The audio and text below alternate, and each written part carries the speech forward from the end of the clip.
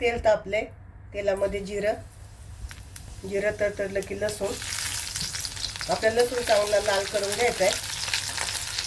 आपलं लसूण लाल झालाय, त्यामध्ये 2 मिरच्या, इथं मी कमी तिखटवाल्या मिरच्या टाकल्या, तुम्हाला पाहिजे तर तुम्ही तिखटवाल्या मिरच्या वापरा.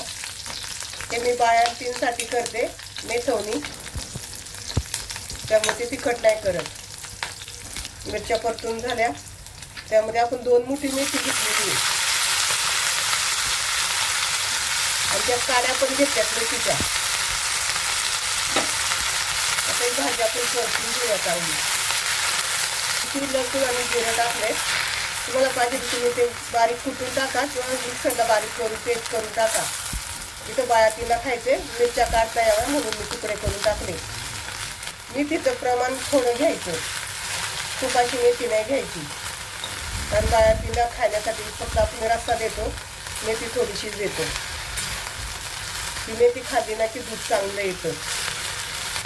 इथं भाजी आपली परतून झाली आहे छान, त्यामध्ये आपण पाणी ओतू, भरपूर पाणी ओतायचे आपल्याला, कारण भाकरीबरोबर आपल्याला चुरून खायची. चवीनुसार मीठ.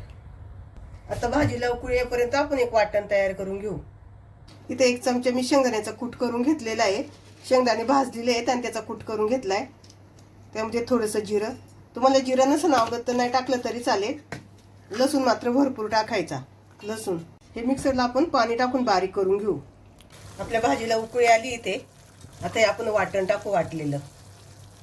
इथं आपण मिक्सरच्या भांड्यात थोडं पाणी घेऊन परत ओततोय, भांडं पण स्वच्छ निघतं आपलं, आणि मिक्स करून घेऊया. आणि आता ही भाजी आपण 10 ते 15 मिनिटं छान उकळी येऊन शिजून घेऊया. त्यातला पूर्ण अर्क आपलं उतरला पाहिजे मेथीच्या रश्यात. आता या स्टेजला आपल्याला कच्चं तेल ओतायचं थोडंसं, आणि आपण भाजी शिजण्याची वाट बघूया. शिजून झाले की मी तुम्हाला दाखवते. इथं आपलं मेथवणी तयार झाले, आपण गॅस बंद करूया आणि मी तुम्हाला दाखवते. मी काड्या टाकल्या होत्या त्या कशा शिजल्यात, हे बघा एकदम त्याचा गाळ झालाय. मेथवणी बाजरीच्या भाकरीबरोबर खूप छान लागतं.